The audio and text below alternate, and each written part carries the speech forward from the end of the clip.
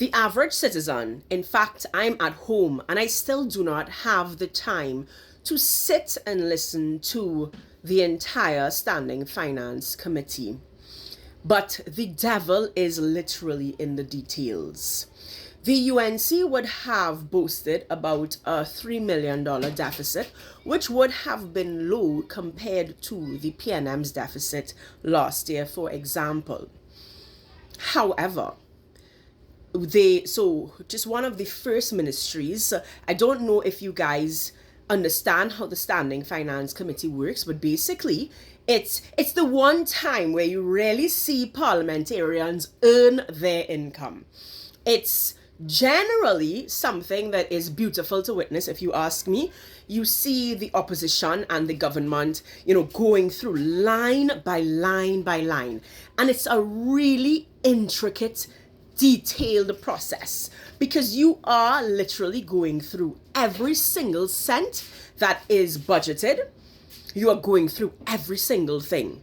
And normally it is free from the whole political banter and everything. I must say it was a little bit frustrating to watch today, because the opposition, and you guys know I am no fan of PNM, but they are being paid to be the opposition. And we want, the same way we pray for the government to do well, we pray for the opposition to do well, because their job, whether they did well in government or not, their job is to scrutinize the government. So their job is to go through those yellow books. And if you guys look at it, you'll see it's massive yellow books and it's a lot of work.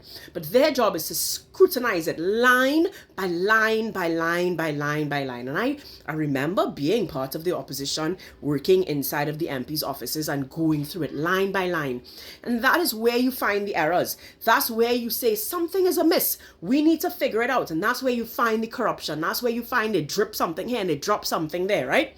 So I'm saying all of that to explain to you why this is so important. And in the end, I'm going to attach actually just one of the clips, because Gatsby Dolly was not the first person to ask. And again, I'm going through all of this because we as a country need to see past who's asking it. Because I know it's difficult to watch somebody that you thought was a failure. So, Brian Manning asked the question. It was a good question. Whether or not we think he was a horrible junior minister of finance, or we thought that Gatsby Dolly was a horrible minister of education. Imbert asked some good questions. It doesn't matter. The questions are important, and the questions are really good questions, and the answers leave the government wanting very badly in the end. And I'm happy that the PNM did drill and kept drilling and kept pushing for the correct answer, because what you saw was the Minister of Social Services and whatever her portfolio is. And remember, which was raised in the Standing Finance Committee, that this is supposed to be an expanded ministry, because Gender and Child Affairs is supposed to be in this ministry. Gender and Child Affairs once had their own ministry with their own budget. It's now being put under Vandana, right? The government, I'm thinking NIS here, so we would have set up as a personal budget. You would know that you have to now account for paying more NIS. So your disposable income will go down. The money that you have to actually go and spend at the grocery will go down, right? That is one thing that you would have been thinking about at the budget. Employers have to pay a larger portion of that NIS payment, right?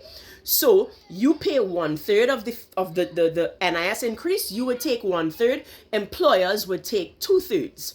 So all companies who are paying NIS on behalf of their employee, they now have to revisit their budgets.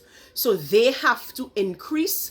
If they know this is what my salaries are, this is what I'm budgeting to give to the government to take out for NIS and whatnot. So they will also need to revisit their when I say personal, their budgets for their companies. The government is one of the largest, if not the largest, employer of our country, which means the government would have to pay NIS on behalf of public servants. So if the government knows that they have increased NIS or they plan to increase NIS, it means that fiscal 2026, the budget would have to take into account the increase in the NIS payments that the government will have to make on behalf of public servants. Very valid question was raised at every single line item. So every single department, you'd see, okay, Department A, this is the budgeted salaries. Department B, this is the budgeted salaries. And so the opposition is doing their job. They're saying, how many vacant positions do we have? So that, have you budgeted for these vacant positions because you're planning to fill them, etc., etc. One question that comes up is, in this allocation of, because again, there is a line item that says NIS payments, right? Because the government would have budgeted to pay NIS on behalf of their employees. It's a simple question, which I do not understand why Vandana took so long. But actually, you know what? I do understand, because she knew the answer. And she knew the answer would show, it would expose the massive incompetence of this UNC government. And it will expose the fact that this budget is a sham. The government did not, in the end, after all of it, the government did not account for the increased NIS payments. So let's say they have $10 million. Those NIS payments it's obviously under budgeted, because you yourself, and you should know, you must know that you plan on increasing NIS. So when you are budgeting it, you have to now take into account that these figures are under budgeted because it doesn't account for the increased NIS. You beat around the bush, oh, it doesn't come up, the question don't arise. The question arises, and the answer is no. So we have not added in millions and millions and millions of expenses, of dollars, because that's how much it's going to come up to. So the Minister of Finance needs to quickly do over his math and come to the country and let us know every single line item that says, no, this NIS payment for this department did not take into account the NIS payments, the increase in NIS payments.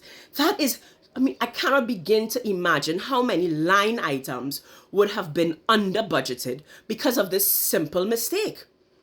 And this is just one little ministry, one little line item.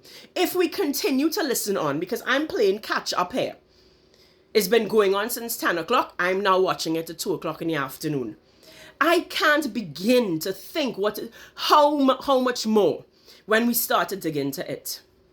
I'm playing the clip just for this one so that you guys could see and hopefully get a better understanding of why this is a serious issue. The government, and I have not done videos, you all know I'm not doing a lot of videos these days, but the government's income, their revenue, they have pegged the oil and gas prices inaccurately, right? I'm not going to go into that because it's a whole different video. So we have overstated our revenue and we have understated our expenses. We are in for a massive, and people keep saying, wait for the budget, wait for the budget. No, now we had to wait for the execution of the budget before people could understand just how bad this UNC government is. Listen to the clip and I'll try to do some more videos for y'all. Does the figure that is allocated contemplate the 45% increase in the NIS payment? Mr. Chairman, the same answer as before stands. No, the same answer can't stand. I'm not finished. I'm still answering you. Sure. My previous answer stands, Mr. Chairman. This allocation does not speak to the member's question. Mr. Chairman, if I may, I confirmed that this item dealt with NIS payments for 140 filled positions, and those are my first two questions, and that was confirmed by the Minister. I am asking on the basis of the fact, as stated by the Minister, that this deals with NIS payments for 140 filled positions under this department. I am asking, those payments, are they, or was this allocation made in contemplation of the increase in the NIS payments, which you confirmed are paid from this line item for 140 workers? Mr. Chairman, the answer is no. Well, that is the answer. So I am confirming then that in making the NIS allocation, no contemplation of the 45% increase in NIS has been made. Thank you very kindly, Minister.